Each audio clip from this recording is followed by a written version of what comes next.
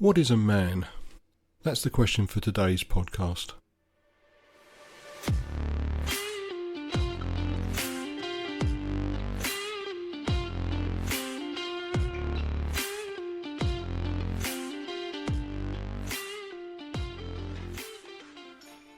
Wherever we look today, we'll see on mainstream media or on social media people identifying as women. We'll see biological males identifying as women. Now, if that's how somebody wants to live their life, that's entirely up to them. I have no problem with that whatsoever. It's their life. They can do what they like. But a couple of things come from that which I think need to be considered. Firstly, these are biologically, genetically male. They may choose to live as if a female, live the life of a woman, whatever a life of a woman is. My problem comes when they start to do things like insist on being able to use women-only spaces, for example, women's toilets, women's changing rooms, and even going to a women's prison, particularly in one recent case where the biological male had been found guilty of raping 2 women and then decided to identify as a woman so that they could go to a woman's prison. Now, clearly that's just absolute nonsense, and fortunately the law saw straight through that, good sense, and sent the biological male, now identifying as a woman, to a man's prison for some considerable time, which is a good thing. I also have a problem when biological males want to compete against biological females on a level footing, particularly in athletic sports, where their life growing up as a biological male has given them advantages. So, for example, if it's track and field, or some form of wrestling, for example, or boxing, there's clearly something wrong in allowing a biological male to compete on level terms with a biological female, irrespective of whether or not they identify as a woman. And in fact, if you ask these people that are identifying as women, or the people that are supporting them, to then define what a woman is, they can't do it. Because what is a woman? If you say to a woman, what is a woman, they won't be able to answer it, because it's something which is indefinable. That said, today I'm going to have a go at trying to define some traits and characteristics that make a man rather than a woman.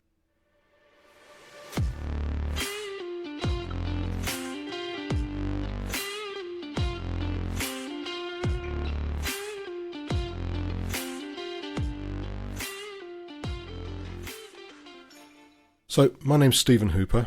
I run the 22plusy.com blog. It's a website for men.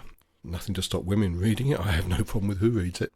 But it's written with men in mind, and it's written by men. So it's a by men, for men blog, fundamentally.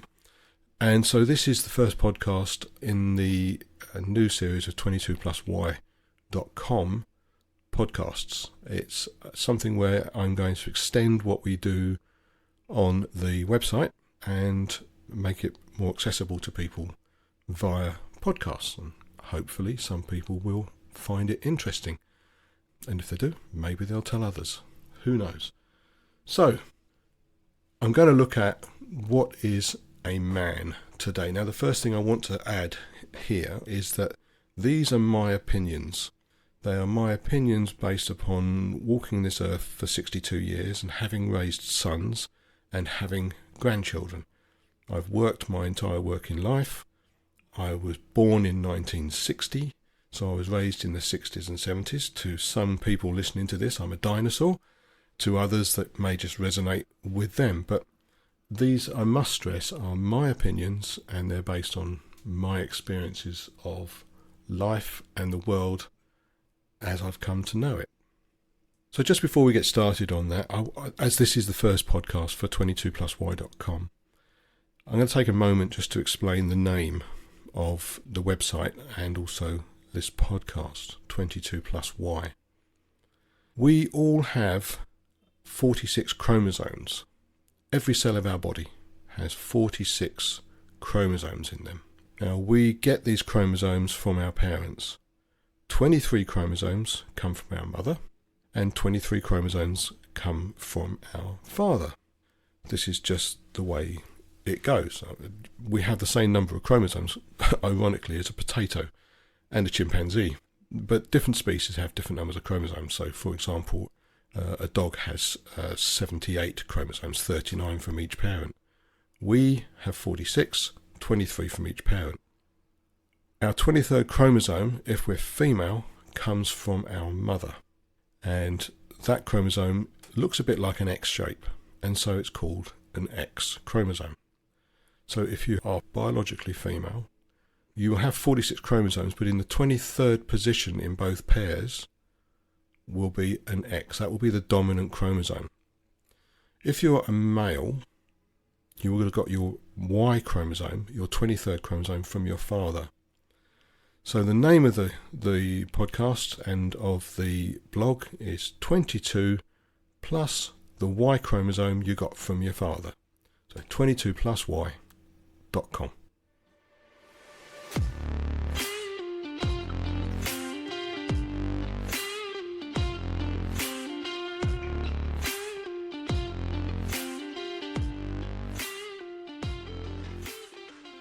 So before I go into what I consider, with my life experience, characteristics that make a man, I just want to go through some characteristics and traits that I think people have, but they don't define somebody as a man.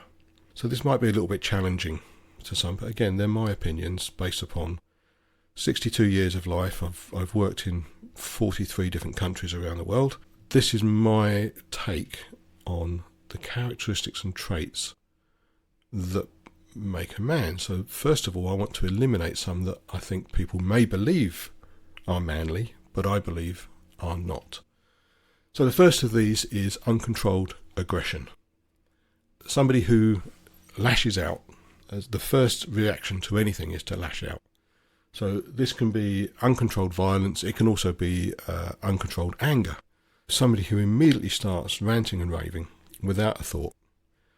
They may be male, they may consider themselves a man, they may be a man, but that characteristic of uncontrolled aggression, fighting just for the sake of it, uncontrolled outbursts of anger and impatience, these are not, I believe, characteristics that define a man. Likewise, someone who's disrespectful. If somebody fails to acknowledge that other people have views, other people have feelings, other people have life experiences that are different to theirs, they may be generational, they may be societal. If somebody's not prepared to make allowances for those, or not prepared to recognise that somebody else has a right to the way they are, and they just roughshod over them, don't care, show no indication of caring about the other person's feelings or background, they're plain disrespectful. This could be, my pet hate at the moment is somebody parking outside the local Tesco Express. There are parking bays opposite the store. They're about 5 paces more than parking on the double yellow lines outside the store. But people will park on those double yellow lines irrespective of other people that are in parking bays that then have to try and manoeuvre to get out or have to manoeuvre to get in because they're trying to use one of the parking bays. Those people are disrespectful. They don't care about other people's feelings. They haven't even given it a thought. Totally thoughtless about other people. That's disrespectful. Now, you might be a man who's driving around in a BMW and very expensive clothes and very expensive perfume to cover up your BO. I don't care. You might call yourself a man. I don't care. That trait is not manly. Doesn't show any indication of manliness whatsoever. It's just plain bloody rude and disrespectful. The next would be unemotional. Men are known for hiding their emotions. I have hidden my emotions for decades. At the expense of my own mental health, and I believe at the expense of, to some degree, my last marriage. I wasn't able to communicate how I was feeling. I didn't feel I should communicate how I was feeling. And I should have. And it's not manly to hide these. It's not manly to suppress our emotions. A lot of men do, but I wouldn't say it really was a characteristic worthy of defining a man. So somebody who just suppresses their emotions, hides their emotions, yes, they may be a man, but that isn't a defining characteristic that I think is a positive characteristic of being manly. The next thing to look at are some of the stereotypes, if you like. Is it manly to be 6'2"? No. It's a condition of evolution, of your chromosomes. You can be perfectly manly and be 4'9". You don't have to be 6'2" to be a man. Some people seem to think that a man has to be over 6 foot tall. It's absolute nonsense. Absolute nonsense if you think about it. But that's what some people believe. I don't believe being 6'2" is an indication of manliness, particularly when there are plenty of women that are in their 6 feet as well. So it's not an indication of manliness, and people need to stop this and get it out of their system. Likewise, going to the gym and lifting weights. I have no problem with that. People want to go to the gym. They want to lift weights. They want to build themselves up. They want to be healthy, as they see it. It's great, absolutely great. But it's no more manly to build yourself up and be big and bulky and everything else than it is to be a librarian who is not big and manly. For example, no disrespect to librarians. I'm just trying to pick out a rather weak stereotype in my mind. I shouldn't have done that. But anyway, I think you get the picture. Somebody who builds themselves up, that's great. That's absolutely great. And I'm pleased for them. I have now started going to the gym, but that's more to try and get rid of some of my weight. But it's not an indication of manliness. Masculinity isn't defined by being big and bulky and super strong. Yes, there are characteristics of males which tend to make us larger than females, but over the top of that, and building over the top of that, is not an indication of masculinity or manliness. Neither is buying a big car. It sounds ridiculous. People say it's covering up for other inadequacies. I don't think that's the case necessarily. Covering up. I think it's misunderstanding what it takes to be a man. For some reason, people seem to think that being a big spender, expensive watches, big shiny cars, fancy clothes, are manly. They're not. They may have some inherent sex appeal to some women who haven't really thought things through. They're just swayed by glossy, a bit like magpies. But it's not a requirement to have a big car. It's not a requirement to be a big spender to be a man or be manly. It just isn't. So I think that's a mistake. Nothing wrong with doing it if that's what you want to do. You want to spend your money like that? It's up to you. It's your life. You do what you want. But don't be mistaken for thinking that it's manly and needed, required in your life to impress people who probably don't mean very much to you anyway, to spend loads of money on yourself. It just seems crazy. Now, the other thing is just something I don't enjoy for myself. A lot of people do. Somebody who's very keen on gaming or on sports or things like MMA. If you enjoy MMA, great. If you enjoy sports, great. If you enjoy playing video games and shoot 'em ups, basically making one pixel go red from clicking on a button where you're another pixel. All you're doing is make-believe, changing the colour of pixels on a screen. I don't consider it manly. I actually consider it quite immature, but that's my opinion. I don't play the games. They don't interest me. But that doesn't make them bad. But I don't think that it's required to be keen on sports, to be a football fan, to follow boxing or MMA or any of these other sports just to prove that you're a man. It's perfectly acceptable, I think, to not be interested in these things and still be a man. they don't define somebody as a man, in my view. Moving on, I suppose, a man shouldn't be a millstone bound around the neck of their partner or their family and their loved ones. A man should be able to look after himself. It's not manly to expect your partner to do everything for you. It just isn't. And maybe in some cases to even pay for you. It's not manly at all to think, well, I can say, oh, I want this, I need you to do that, I need you to do this, da-da-da-da-da, as if being the dominant person in a relationship. It may work for you and your partner or the other people around you, but it's not a characteristic that defines somebody as a man, in my view. And neither is chauvinism. I grew up in the 60s and 70s, as I said earlier, and there's no place for chauvinism in the modern world at all. It used to be the thing when I was growing up.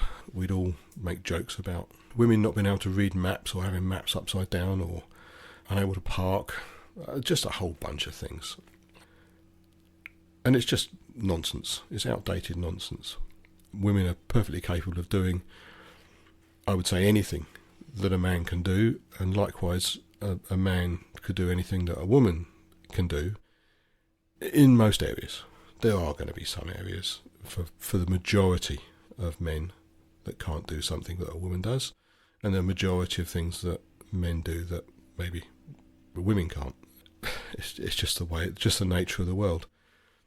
And if guys are together and it's just guys and there's a bit of banter going on about the differences between different sexes, I don't see a problem with that. I think that's perfectly healthy in terms of bonding, provided it's not aimed at anyone particular and it's not vicious or vindictive and it's not outside of the bounds of a group. So if women are making jokes about characteristics of guys, that's fine. If it's just the women making the jokes about characteristics of guys and it's bonding the women, no problem at all. Likewise, if guys are doing it. If men are making these sort of stereotypical jokes, I don't believe there's really any harm in it, provided it's within context and it's used for something like male bonding. Because in the case of men, it's quite difficult for guys to open up and have a connection with another guy because they're afraid of how that one may come across. But they can make those connections through humour. But it's not chauvinistic if it's in that context. If it's out and out chauvinism, there's no place for it. And if somebody is chauvinistic and they're trying to prove how good they are and how manly they are through some of the things they do or say, they're wrong. It simply isn't. Chauvinism is not an indication of manliness. It just isn't. Likewise, players. I have no time for players. None whatsoever. I've been a salesman for the last 30 years, and my role as a salesman, as it is with all salesmen, is one of manipulation and persuasion. Our job is to persuade somebody to part with something they have in order to obtain something that I have. Generally, that's money. My job as a salesman is to get someone to spend their money on my product or my service rather than somebody else's. It has nothing to do with being a man. Persuasion and manipulation are traits that we acquire. We learn, we acquire, we use to do our job. It shouldn't be used outside of those roles. So if somebody's being a player and they're deliberately misrepresenting things or manipulating people for their own benefit other than, in the professional context of being a salesman or maybe a politician, they're being a player, and there's no room for that at all. Sincerity is everything. And if you're insincere, but you show that you managed to get one over somebody by being deceitful and you're being a player, it's not an indicator of being a man, not in my view, not at all. And likewise, I think sort of goes hand in hand with that trait is one of selfishness. If everything you do is geared around you and your gain, that's selfishness, that level of selfishness. It may show results. You may show that you have gained an advantage temporarily over somebody or over someone, something, but not an indication of manliness. And I think the next really is maybe a little bit controversial, but the ability to hold down a job. If somebody can't hold down a job, and I've seen this many times, where people start a job and within a matter of weeks they're trying to tell their new employer that they're doing it wrong. They know better than their employer, who's probably been doing it for years. And because of this, they move on to another job. They leave the company, go to another job, and then they do the same thing at the next job, and then they do the same thing again. They simply can't hold down a job. But their argument, which they'll put across with, well, they were doing it like this and they were wrong, and so I told them, I bloody told them, they're wrong and I'm right. And so because they wouldn't listen to me, I told them to stuff their job and I'm gone somewhere else. Sounds manly, right?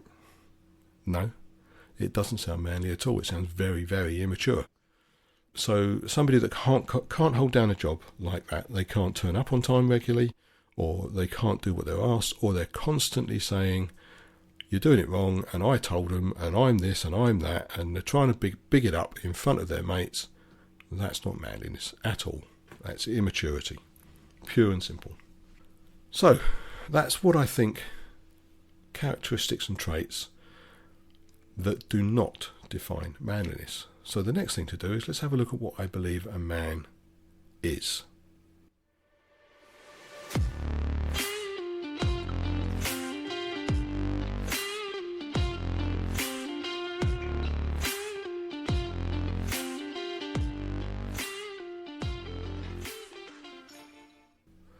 So I'll preface this section with a little caveat, because the role of a man and the characteristics of man adapt.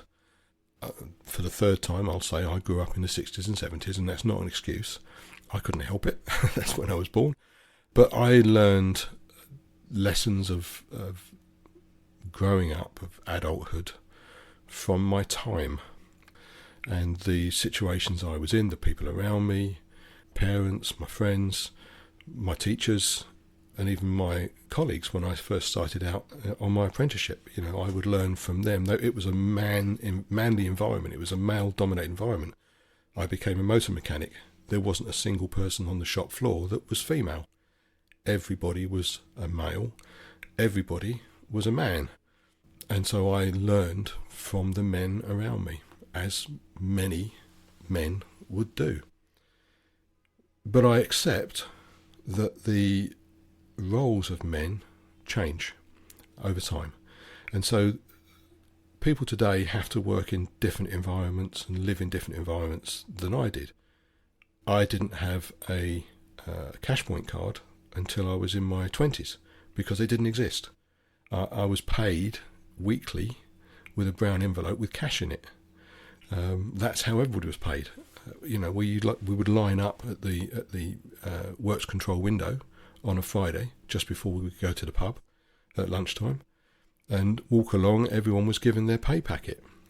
Even the foreman, who was probably in his, now I'd probably say he was probably in his late 40s, but even he, with all his experience and earning his money, he lined up with us and he got his brown envelope with his cash in it. We didn't have cash point machines. They didn't exist. And from then, it's gone on to credit cards, all sorts of prepayment cards, and now I rarely carry cash with me, and I don't even carry credit cards with me anymore. Everything's on my phone. I pay for pretty much everything with my phone. If I can't pay for it with my phone, I don't buy it, because I don't have the cash on me. It's very, very rare that I can actually pay for something with cash. There's a couple of burger shops in my local town. One takes cash, one doesn't. So guess which one I go to? The one that takes card. I can just whack my iPhone down and pay for my burger. So life has changed. My first computer was in 1982. It was a Sinclair ZX81 with 1 kilobyte of memory. And I paid £29 for it from the co-op. I remember quite clearly, and had a tape drive for saving my programs, which was great until the dog unplugged, knocked the plug out of the extension with his tail, and I was halfway through saving. So, life changes, and people today live a different life.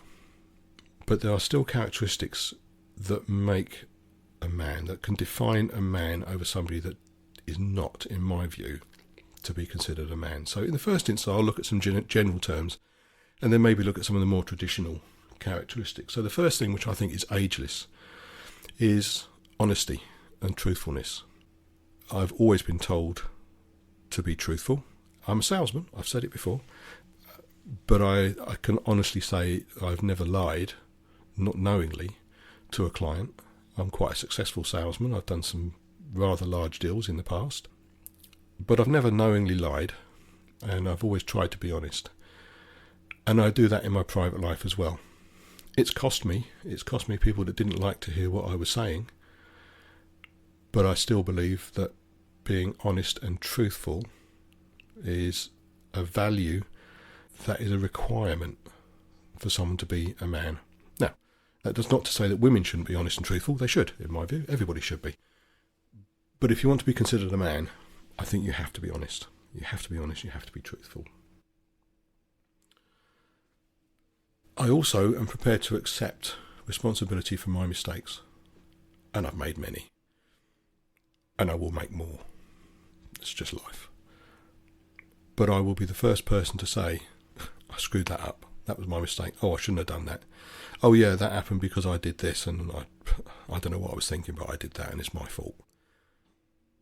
A man has to be able to accept responsibility for his actions. No matter what. It's just as simple as that. There's no ifs and buts. You screw up, you put your hand up, you admit it. That is a requirement, in my view, of a man. If you're unable to do that, I think you've lost the plot. If you can't do it, then I think you need to reevaluate and look at it and think, well, maybe I should be. I know people that are habitual liars, men and women, and I can always catch them out. I can always catch them out. The thing is, and I think it's Mark Twain is credited with it, but it probably isn't him, but I'll go with Mark Twain for now, who said that if you never tell a lie, you never have to remember what you said. It's that simple. If you never, ever make something up and tell a lie, then when you recall it at some point later in life, you're either going to recall it as it was, or you're going to say, I can't remember. Which, may be true. It should be the truth. If you can't remember it, you can't remember it. As simple as that. But if you try to remember the lie that you told to cover something up, chances are you're going to get it wrong. And it's a hell of a burden to try and remember every single lie you've ever told to every person you've ever met. So the simple thing is, don't do it. Just don't lie. Even over simple things. It's just not worth the stress and strain of trying to remember what you said, when, and to whom. Because if you tell the truth, you'll never have to remember it. All you have to do is remember what happened. And if you can't genuinely remember what happened, you can say, oh, I'd forgotten about that, actually. And if I did say that, then I'm sorry, But put your hand up to it and always be truthful. Especially if you're a salesman. Okay? People assume salesmen are liars. It's just one of those things. It's a bit of a bugbear of mine. But the truth is, if you're honest, you never have to remember a lie. It's as simple as that. And I've told people this, and I know people that still lie despite that, and I can catch them out pretty much every time. It's not difficult at all. Particularly if you're like me, a little bit autistic, and you can remember things that people have said that they long ago forgot. And I can remember conversations that are almost word for word with some people. And they still wouldn't remember what they said because they lied. And that's that. Honest, be responsible, take responsibility for your actions. They're characteristics that I think define a man. Again, definition of a man, if you like, in my view, characteristics that are required. You've got to be reliable, you've got to be dependable. If you say you're going to do something, do it. If you say you're going to turn up, turn up. Let people know, the people that you want to be able to do this with, the people, your family, your friends, your loved ones, whatever, if they mean something to you, be dependable. Let them know that they can rely on you. I have some friends. I grew up in another town to where I live now, and I moved away over 30 years ago for work. I've got friends there that I haven't seen in years, but I know if I called them and said, look, John, I've got a problem, mate. This has happened, or this is happening, and I'm screwed. I don't know, I don't know what to do. I need some help. Can you come and help me? I know that those particular people will turn up. I can depend 100% on them. I know I can rely on them to be here. And if they say they're going to be here tomorrow, they will be here tomorrow. No doubt, no question.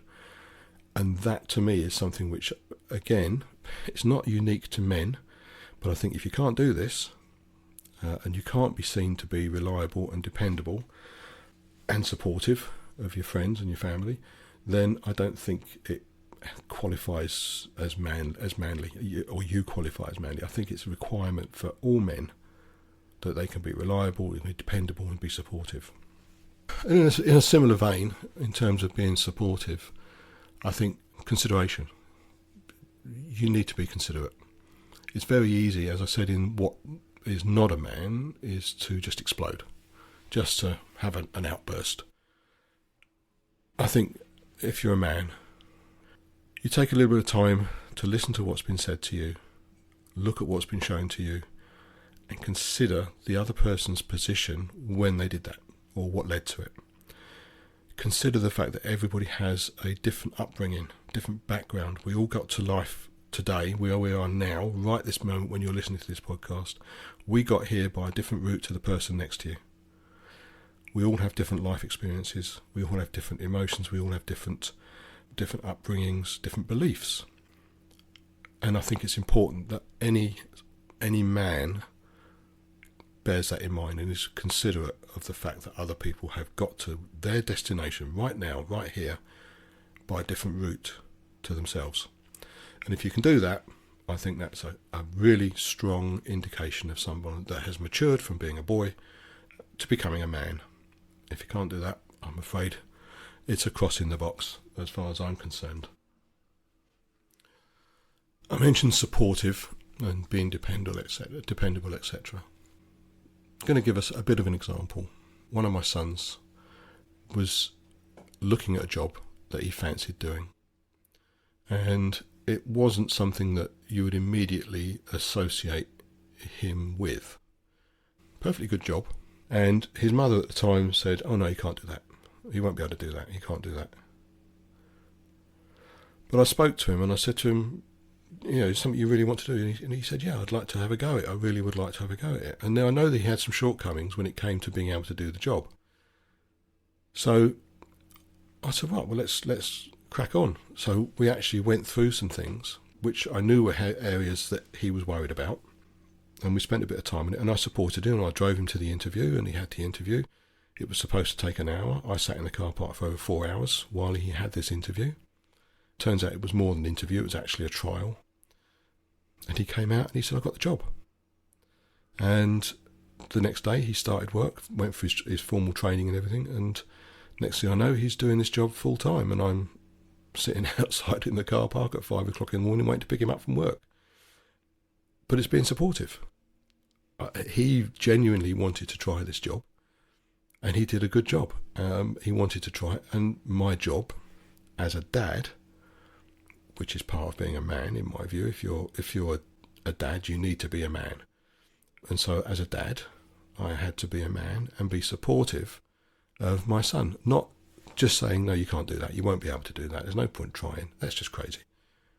I think you need to be supportive of people. You need to understand that people may have dreams, they may want to do something, and with a little bit of help, it's achievable. So being supportive. And I guess the next thing that falls in line with that, having mentioned being a family man is that a man will always put his family first. Always. It doesn't matter what you're doing. If your family needs something, you put them first. That doesn't mean to say you don't consider yourself, and at times you need to put yourself first. But if your family needs something at a particular time and place, you put them first. Simple as that. If there's a threat, you put yourself between your family and the threat. You stand in front of your family and face the threat. Now, that threat may be disconnecting the Wi-Fi. You might be not paid the bills and you're getting your phone line disconnected.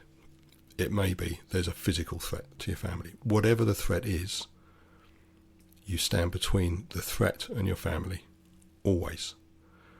You find time for yourself when those threats don't exist. But if there's a threat there, you always, always, always put yourself between the threat and your family. That is a requirement for a man, in my view. If you can do that, massive tick in the man box. Some of the other traits I've got in mind are more to do with the traditional mindset, but I think some of them still apply. So let's have a look at a few of those. A man will often be reading the room. Now what I mean by this is if you go to a party or you go to a pub, you'll often see that the men they've got their backs to the wall. They don't have much behind them, and they probably know where the exits are. Subconsciously. They haven't deliberately gone, oh, right, I need that's a big exit there, that's an exit there, I can get out that window if something goes wrong, that bloke's a threat, da-da-da-da-da. They haven't done that. But what they have is subconsciously read the room and ensured that they know how to get them and their family somewhere safe if they need to. It sounds dramatic, but I think you'll find if you look and actually pay attention, that's what most men will do. Now I go to a man's club every week and I always tend to sit in the same chair, and somebody said to me last week, this last Monday, you always sit in the same seat, and I said yeah, and it's tactical. And he said, what do you mean? I said, well, from here there's nobody sitting behind me because I was against the wall. I said, and I can see both doors. And he laughed because he didn't realise, but he'd done the same thing. The place where he was sitting was against the wall, and from where he was, he could see both doors.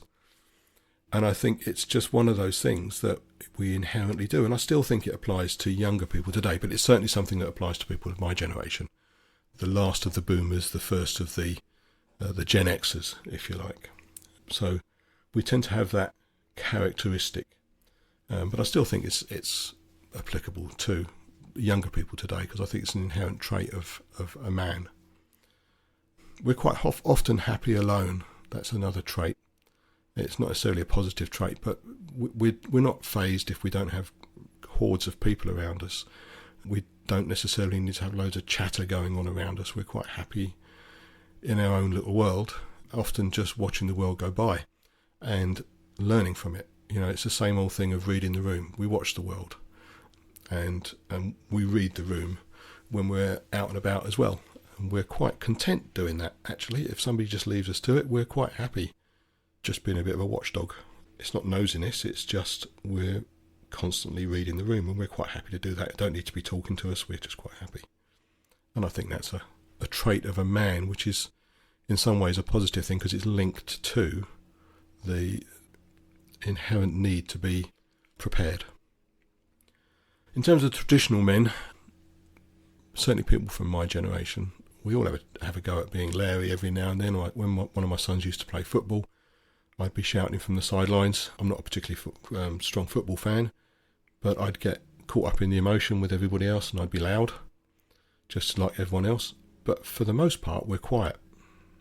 For the most part, we're quite happy in our own world. We don't have to have the limelight. We don't have to be the one that's always talking. We don't have to be the one that's always being heard. We're generally quiet. And I think if you're not, it's not an indication of manliness to be loud. Not at all. But I don't think it's anything bad if you're quiet, provided you're not rude with it. I think it's again an inherent trait of men. I mean, it might go back even to being hunters and having to stay quiet and observe what's going on. It might be an evolutionary trait, but for the main part, we're quiet, and it's not necessarily a bad thing. Chivalry. I mentioned chauvinism earlier in what does not define a man, chauvinistic behaviour, but chivalry, I think, does, and certainly from the more traditional man. If I'm going through a doorway and I've got somebody following me through the doorway, I may, quite probably, actually not go through the doorway, but hold the door open the door and hold it open for them to go through and then follow through myself. It's just how I was brought up. But I think if you can be observant enough to realise that there's somebody just a few steps behind you that's going to go through the door, and you can hold the door open for them, that's chivalry. It's not chauvinistic, because I would do that for another man. I would do it for an old man, I'd do it for a child, I'd do it for a lady, I'd do it for a guy. It's just chivalrous. And I think if somebody who shows an understanding of chivalry, I think that's a good strong indicator of a man. I will normally walk between somebody and the road. So if we're walking on a footpath, I would normally position myself by the curb. It's just something I learnt from my dad, observation. It's not something that anyone particularly told me. But if you look, you'll often see, more often than not, that the guy has instinctively put himself between the road and the person he's with. Unless it's two guys, obviously, walking along. Then, it's just whoever happens to be standing near the road. But very often, if it's a man and a child, or children, or a man and a woman and children, or whatever, the man will normally put himself between the road and the family. It's the same old thing of standing up, or standing in front of your family when there's a threat. Now, I know some of the history goes back to, the times when men were chewing tobacco and stuff, and they could spit in the curb. But I think there's more to it than that. I really do. And I think it's just an instinctive thing. And if you see people that don't do that, if you see men that just don't, they typically have some of the other traits that I mentioned in my what doesn't define a man list. You'll also find they're the sort of people that don't give a toss about others, and they'll just walk along the path. I think it's inconsiderate, but I'm a bit of a dinosaur. But I still think if you look at it and watch it and you see somebody who actually gives you that feeling that they are a man, there's something manly about them, they will also be the same sort of person that you'll see will walk along between other people and the road and put themselves at the curb. I think something else is that at some point all men have dreamt of being a hero, even if as a child. But at some point they've all thought, yeah, I could save these people, I could do this. I'm not saying they could all think they could land an aeroplane, but I think we've all dreamt at some point of being the hero in a situation. And I still think that it's something which adults do. I know it happens in my dreams occasionally. I tend to be the person that's resolving issues. So I think it's something that if we look at it, I think all men actually have dreamt at some point of being a hero. Doesn't mean to say it happens. They don't always have the opportunity to be a hero or the necessity to be a hero. But I think we've all dreamt of it. The next is maybe a bit contentious for the modern man, but certainly for my generation, is we need to be utilitarian. We need to have some inherent skills or acquired skills that are expected of us in society. So I'll give an example. This is another son. I have 4 sons. Fortunately, it helps with analogies. But one of my sons, when he first met up with his partner and they got a house together, they had to have some shelves put up in the pantry and in the downstairs loo and places like this. They needed some shelves. Now, that son is a very creative son. He's very, very bright, and he was involved in art and everything else, but he was also the same one who played football, but is not somebody I would associate with DIY. And in some cases I would have imagined he was a danger to himself if he had a screwdriver in his hand. However, when they bought their house, there was a requirement for these shelves to go up. And the next thing I know, he's learnt how to do it himself. He was never interested in learning from me. He's learnt how to do it himself, and he's bought the tools and the materials, and he's put shelves up, and he's so pleased that he's done it. Now, the thing is, here there was an expectation of himself and his fiancée that he would do it. It's not an unreasonable expectation. I think it's a perfectly genuine expectation that there's an expectation from both people, from everyone, that the man is going to have some utility, some capability, some utilitarian skills to do the things that men have always done. So there's not to say that women can't put up shelves. Of course they can put up shelves. There's no reason why a woman can't put up a shelf, but there's an expectation, I believe, in a relationship, particularly a man and woman relationship, where the man is the one who will put the shelves up. Often the man is the one who will cut the grass. Often the man is the one who is, expected to carry the heavy things. There's some utilitarian characteristics that are required of men, I believe, and certainly expected of men, that are not expected of women. Now, that's not to say there aren't expectations for women, but I think the utilitarian expectations are of men. And in the same vein, I'm a very practical person. I was a motor mechanic. I was a fence erector for a while. I now work in electronics. So I'm very adept to working with my hands. So I know my tools. I know how to use all my tools. And I think most men have an understanding of how to use their tools. And they know, which saw to use to cut wood. You won't use a hacksaw to cut wood if they've got a perfectly good handsaw. And likewise, whether or not it's common, but from my generation, most men will know the difference between a Phillips screw and a posi drive screw. Not all, but most men. It comes to this part of this utilitarian thing, the same sort of characteristics. Likewise, most men would be willing to go out to somebody else's car, check their oil levels, their water levels, check the tyre pressures and tread depth and this sort of thing. Most men would be able to do that. It's a utilitarian characteristic and an expectation that most men can do this. Certainly the traditional male.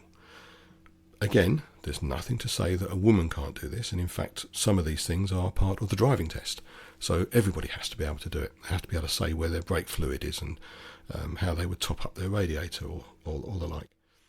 But there's an expectation of men to be able to do that and to be willing to do this for other people. So, for example, my stepfather wouldn't say to my mother, "Oh, can you go out and check the oil on the car, or go and check the tyre pressures?" He just wouldn't do it. But my mother would say it to him, "Oh, any chance you could check the tyre pressures for me today?" And he would do it because there's an underlying expectation of this capability within men to be able to do things like this. And I think one of the big differences between men and not expectations but characteristics of men that separate men from, well, certainly from women, but also from slackers, for want of a better word, the not men, people in the world, is that men will always be looking at the world as an opportunity. Their responsibility is to provide. They'll always be looking at the world as opportunities, whether it's providing for a family, providing for themselves, providing shelter, providing income for food, or whatever. The man will be looking at a way to provide. They will always look at the world as a series of opportunities. Women, on the other hand, will be looking at the world as a form of security. They will be looking for security for not necessarily themselves, but certainly their family. So women will be looking for what they need to do now in order to attain that security. A man will be looking what he needs to be doing to be able to deliver that security. And I think if you're somebody who's looking at the world as a way of opportunities, maybe retraining and going to a better job so you can earn more money, or you can have more time at home for the family, or whatever your priority is. If you're somebody that's constantly looking at those things, I think that's a manly trait. Because again, you're putting your family first, and you're looking to see what you can do for your family. to give them the best opportunities. So it's not really a rant, it's just sort of looking at some of the things that I believe make a man, as opposed to things that people may believe make a man, but actually they don't. So that's it for today. This podcast is going to be going on to the 22plusy.com website, so you'll be able to see it there or download it there and share it from there. And there'll be many, many more to come. Thanks for listening. My name's Stephen Hooper, and you've been listening to a podcast by 22plusy.com. Have a great day. Bye.